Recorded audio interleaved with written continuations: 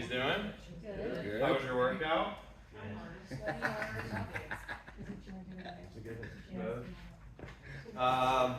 So quick introduction, you guys all know me. I'm Steven, in case you guys didn't know me, right? I own Sisu over here on the other side of the gym. Today, we're going to be putting on a little quick seminar about bracing and trunk stability. Kind of the biggest benefits we can get from this, common mistakes that we make when we're first learning how to brace, stabilize, and lift really heavy. And for me personally, when I went through this stuff and I got really good at this stuff, a lot of my lifts went up significantly. And I didn't have to really train that much harder. So it was pretty cool. So if we get really good at this stuff, that's gonna be one of our biggest benefits is less injuries and we get to lift heavier, which is really what people care about. So that's why we're here. Everybody good? Real quick, I will add the little disclaimer here. If you do currently have an injury, this does not count as me treating you, just so we're all clear, right? If you do have an injury, you're more than free or welcome to schedule an appointment, but this doesn't count as me like treating you fully, so don't take it as that. Don't go to your like doctor later and be like, this dude treated me and it was horrible and it's just from this little seminar. Everybody good? Cool. So first, right off the bat, what is bracing? Any ideas? Everybody's still tired from the workout. Core stability. Core stability, right? Todd's got something.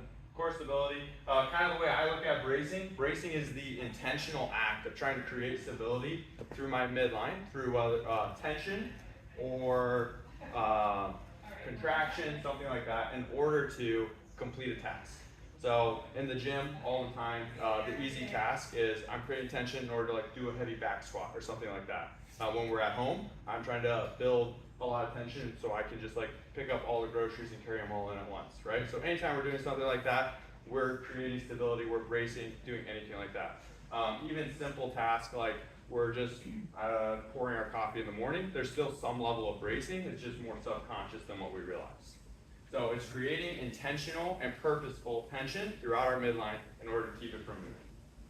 And the way we do that is through multiple different methods, and some of them are more ideal than others, and some of them are really great, and some of them prevent injuries, some of them kind of lead to injuries down the line, and some of them just don't really work that well. So we'll dive into all of these as we go. And also, as we go through this, feel free to ask me any questions as we go through it. Some of it, the early part of it, is pretty content heavy, but then later we just kind of break out and it's more fun and we can practice a little bit. But the first part of it's a little bit heavy. So first one we're going to talk about here is extension compression. This is probably our most common way people try to stabilize when they're learning how to brace and when they're first learning how to lift really heavy. So this is when we take those paraspinals, muscles that run right along our spine, and we tense them as hard as we can. So we'll see a lot of people, right? You go for that back squat, you take the bar off the rack. First thing you do, crank your back into extension, like really push your chest up. Okay? Good news is, this is actually super, super, super stable, right? This is very stable. We're taking those facet joints within our spine, so nice two bony joints, and we're just jamming them together as hard as we can. Guess what? Bone's super, super strong, so probably not going anywhere, right? The trouble with this is it leads to excess tension, so we're not as efficient with our lift, and then long term, we get some injuries in the long term. So those joints eventually, they get tired of that, and they start to get achy, and they start to get hurt a little bit. And they can lead to other things like when we're 84 years old, maybe we have a little bit of arthritis in our back as well, but that's a whole nother story. So common things we're going to kind of know, hey, I'm doing this method is like right along my back. I'm blowing up all the time. So if we had a workout, one that comes to mind for me was 2 weeks ago, I think it was a Saturday workout. It was cleans, front squats. You guys remember this workout? It was just all barbell. Right? If your back was blowing up from the start on that one, you're probably relying pretty heavily on this extension compression mechanism. So that's probably what most of us are doing if we're not doing some of these other ones. Next one on here is contraction or tensing. This one is also one where people who are brand new to lifting, they've never touched a barbell, tend to rely on this one. That's where we take the bar off the rack, we're going for that back squat, and you're like, you know what, I'm just going to tense everything as hard as I possibly can. You go squeeze as hard as you can, and then try and do a back squat. Okay? That's what contraction or tensing is. Trouble with this one is it just doesn't work very well. I don't know if you've ever tried to lift heavy by doing this. It just doesn't go very well. You're probably going to collapse as you get towards the bottom of that squat. your hips aren't going to move very well. So like if you tighten everything up, it's kind of hard to move freely and move efficiently. So it's not very stable, definitely not efficient. So we don't like to rely on this one a lot, but fortunately we don't see it too much because most people only do this when they're first learning how to lift and things like that. Any questions so far? Cool. Next one, and this one's very good. This one's super great, is intra-abdominal pressure. This is the one where we're going to rely on this for that daily task of like pouring my coffee. You probably do this every single day and you don't even know it. So subconsciously, your diaphragm and your pelvic floor are going to react together, create just a little bit of tension. So they both tense just a little bit, provide just enough stability, allow you to pour that coffee freely, okay? So we're not like wiggling all over the place, right? So that's kind of what this intra-abdominal pressure is. We can do this a little bit more intentionally. So we go to do that big lift, take the barbell off the rack, push out in all directions. So we take that big belly breath in, then we go into that squat. Really nice part about this method right here is we don't have those problems of like our chest collapsing. So we're not putting a ton of strain on like our discs or anything like that. We're not going into that hyperextension, so we're not putting a ton of strain on those facet joints like we talked about earlier either. Other thing that's really nice about this one is there's not a lot of excess tension with it, so it's efficient and it lets us move freely. So we take that big belly breath in, no moving muscles are working very hard. Like our paraspinals aren't working super hard, our legs aren't working super hard, so now all of that power can be transitioned straight into performing that lift. And that's where we start to get really good at lifting. So we get good at this. If we want to add on top of it, so this is like when we're going for those 1 rep maxes, we start with the intra-abdominal pressure, and then we add a little bit of tensing or contraction on top of that, right? So big belly breath in, tighten up just a little bit, so I squeeze my belly a little bit after I bring in that breath, and then I go for that back squat, and I can be very explosive there. Any questions? Cool. That was the dry stuff. That was a lot of information. So if you have questions later, let me know. I'll be happy to answer them. So when we're talking about intra-abdominal pressure, what we're going to do here is, like I talked about briefly already, is we're going to create tension with our pelvic floor and our diaphragm. That's the goal today. That's what we're trying to learn how to do today. Okay? Muscles we're going to use in this, we don't really need to know the specifics, but think we have a girdle of muscles around our entire midline, and we're going to be tensing those in order to create that second part with the contraction. Okay? So we're doing a big belly breath in, and then we're tightening it all down by just using our midline muscles. Everybody good there? Here's a couple exercises that we're going to go over today, and here's kind of how we're going to learn it today. So we'll dive into all of these, we'll break out, kind of have people try and do them, and then we'll go from there. So I'm going to have Tom come up here. He's going to be my demo dummy today, because Sabrina had to work. Normally she's my demo person. See, look at her, she looks so happy to be doing it too, doesn't she? She does better than me. Yeah, she does a good job. She usually, she's better at banter than Tom, so, you know. Go ahead, lay face up for me, Tom. Face up. Head here? Yeah, shadow there. So, first one here, I'm having Tom up on like an elevated spot so you guys can see him. You guys don't need to be up on an elevated, so you're not going to be laying on the benches. You guys just lay on the floor. Put your feet up on the bench. We'll probably have to spread them out a little bit as we practice this. What Tom's going to do is he's going to bring his legs up. Since we don't have a bench up on top of here, I'm going to use my arm. Me and Tom are friends, so it's not that weird. Nobody say anything, okay? Tom's going to be sitting here just like this, and he's going to be trying to take in nice big belly breaths, okay? So he's imagining like he has something squeezing his stomach, okay? And he's pushing it towards the floor, and he's pushing it towards the ceiling. So as he breathes in, his stomach is pushing down towards the ground and pushing up towards the ceiling. So big belly breath in, good, relax. Big belly breath in, and relax. Good, so just nice big belly breaths. Good, no squeeze in there. There you go, big belly breath and out. Good, big belly breath and out, okay? That's all we're doing here right now, okay? So big belly breaths in and out, okay? So everybody's gonna try and do that. Find a spot on a bench. Everybody's gonna try and do it. I'll come around, I'll try and help you if you have any questions.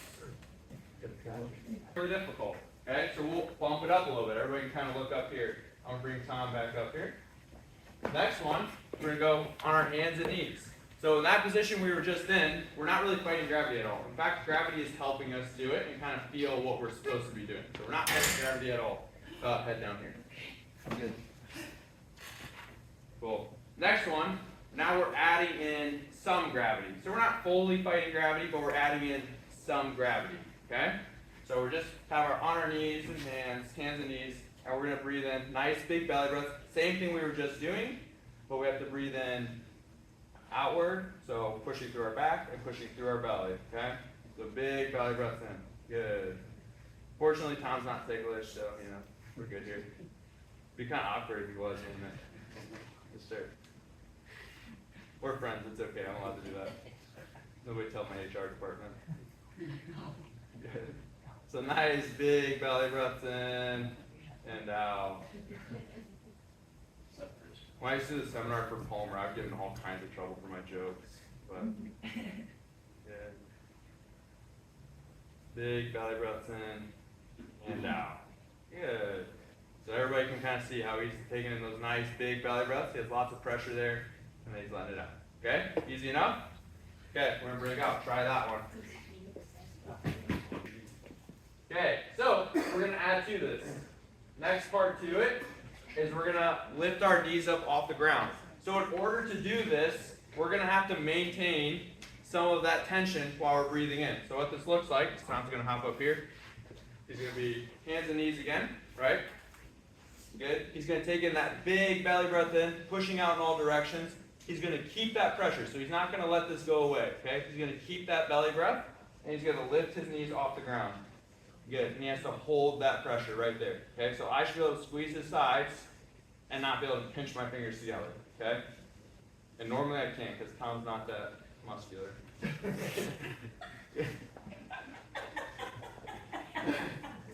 He's not making it easy. So- The pressure is. And back down. So our goal is we're going to take that big belly breath in, keep that pressure, lift our knees up off the ground, take in 5 smaller breaths, go back down, reset, try again. Okay, so one more demo for Tom here. So big belly breath in, good. He hovers those knees. He's doing 5 nice, easy, small breaths while keeping that pressure. And then he's going to go back down. Okay? So that's the goal. This is where it starts to get a little bit difficult because now we're adding in those dynamic components to it. So if you need help, feel free, ask. I'll come over and I'll help you out a little bit. Okay? So everybody, go ahead, try it. Here we go. I feel like you're forced, like when you pull your knees off, like you're forced. You're forced to do it correctly. Yeah, if you don't do it, it's like good luck. It's just not going to be fun. Right? So. I feel that way a lot of times too. Like when I'm teaching this to people, like more difficult you make it, all of a sudden they realize, oh, that's what that's supposed to feel like, rather than like the easier ones, like, oh, I think I feel it, I don't really know. But the more difficult you make it, all of a sudden they're like, yeah, absolutely, I feel that. So we're gonna keep making these more and more difficult as we go. It's a nice slow progression. But if at any point you're like, hey, that's all of a sudden very difficult for me, feel free to take a break from it. You don't have to keep going, okay? They're just gonna get more difficult as we go. Alright, so next one up here is we're going to do a little bit of bear crawl with it, okay? So same thing, Tom's going to be up here, start back here. Just like walk right off the table. That was the plan. I thought you were bright. He's going to take that big belly breath in, right? Create that pressure. His knees are going to come up off the table. He's going to take 1 step forward. Good. 1 step forward and then back. Good. Things he's avoiding. Go ahead and come down. Falling. Yeah, he's avoiding falling side to side, right? He's avoiding a big twist in his hip. So if his upper body is reaching, but then his hips are rocking all the way to the other side, he's not doing a very good job of bracing, okay?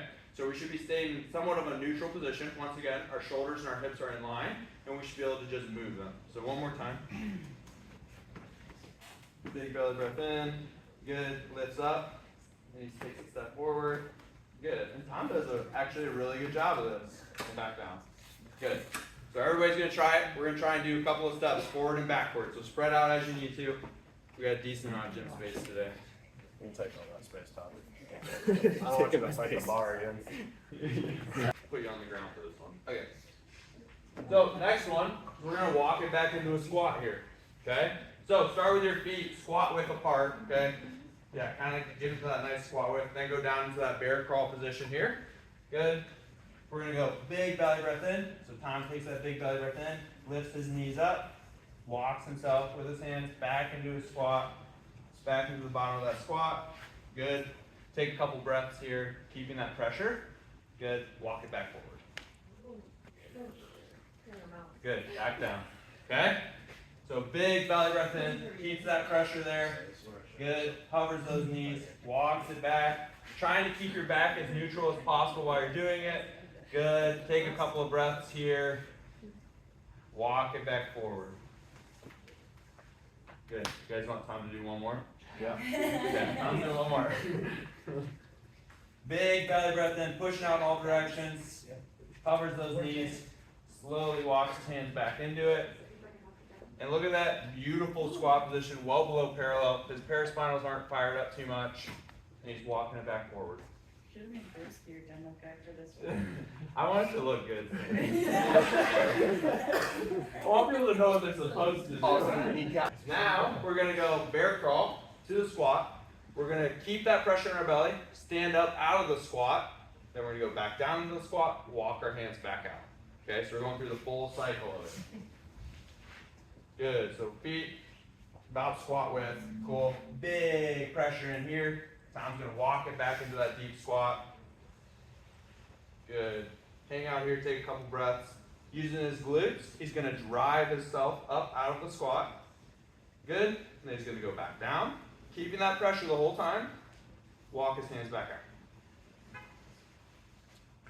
Good. So one more time. He's going to push out in all directions here. Walk it back into that squat. Good. Keeping that pressure, you can take a breath here. And then keeping that pressure, he's going to use his glutes, come up out of that squat. Keeping that pressure, he's going to go back down into that squat. Walk his hands back forward. Back down. You guys want Tom to do it one more time? Alright, one more time, Tom. Big pressure out. Good. You can take a breath here. Using his glutes, he's going to come up out of that squat. Keeping that pressure, going back down. One of the things you're going to notice here as well, Tom's never trying to arch his back extra in order to stay stable throughout that squat. He's staying nice and neutral that entire time from that good belly pressure. Okay? So everybody's going to try and do at least one full squat, hopefully. We'll see how it goes. So, full air squat. Okay? So we're going to start from the top of it, right? We're going to apply all the same aspects. It's way easier to learn a squat using this bracing, starting at the bottom, coming back up, because that's the way we initially learn how to squat. If you ever watch a baby, they don't learn to squat by standing up and then doing a squat. They squat, stand up, and then do a squat, right? So it's way easier to learn starting at the bottom, building our way up. But now, the next level is we're going to do that full air squat. Tom, if you want to demo an air squat. My legs are still not okay. Big belly breath in, so pushing out in all directions, and then down into a nice air squat. Good. We're not arching our back super hard, staying nice and neutral, squeezing our glutes to come back up. Good. Being comfortable in the bottom of that squat the whole time, coming back up. Okay? So, one more time. He's going down nice and controlled into the bottom of that squat. Belly pressure that whole time, pushing out in all directions. He's comfortable here. He can take a breath and then come back up. Okay? So the most thought you've ever put into an air squat, here we go. In this is just a barbell back squat, okay? Since you guys already did a bunch of back squats today, or not back squats, but a bunch of squats today, and back squats this week in general, we can skip this one, right? But that is the rundown, how to brace, how to stabilize in order to lift heavier, have less injuries, and just be all around more efficient at CrossFit, okay? And pick whichever one that you thought was the most helpful for you. So if you thought it got difficult at like just where you're holding it on hands and knees, then we need to practice that, okay? If you thought it was difficult to sit in the bottom of the squat and continue to breathe while you're pushing out in all directions, then go ahead, practice that, right? Like make that part of your warm-up, okay? And over time, you'll start to notice you get a lot better at it. You get a lot more efficient. You become more powerful, and become, well, hopefully better at CrossFit. So we'll see though. We'll see how it plays out. Cool. Well, thanks for coming. If you have any questions or you want to ask them, go ahead. If you want the slides, shoot me a text, and I'll gladly email them over to you and share them with you. I have a question about like rep scheme and like bracing. So like whenever we do like the lighter back squat, but like the lighter mid heavy at like 10 reps. Yeah. I just like I know that I can do that, so I guess like maybe like kind of throw the bracing out the window. Yeah. It never like feels the best, but then I get to like 3 reps at a heavier percent and I'm more focused on that and I'm like, oh wow, that feels a lot better. That felt a lot- So like yeah. should I be focusing like on those like when we're doing the 10 reps, like really focusing on this also? Yeah, absolutely. I would, in personal and professional opinion, I would say absolutely, because there's a lot to say for priming your nervous system. So you practice everything how you plan to do it. So how I want to do this when it's a 1 rep max is how I should be trying to do it when I'm at a lighter weight as well. One of the unfortunate things of like being like you're an athletic person, like being an athlete, is that you can get away with a lot of stuff. So like a lot of people who come in here wouldn't be able to say that they can get away with that, right? So they wouldn't say, oh, the lighter barbell, I can do it this way, and then do it the correct way at a heavier barbell. But like just because we can't get away with it doesn't mean we should. Yeah. But any other questions? Good question. Yeah. Concerns? Comments? Cool. All right. Well, once again, thanks for coming out. Thanks for hanging around after your workout.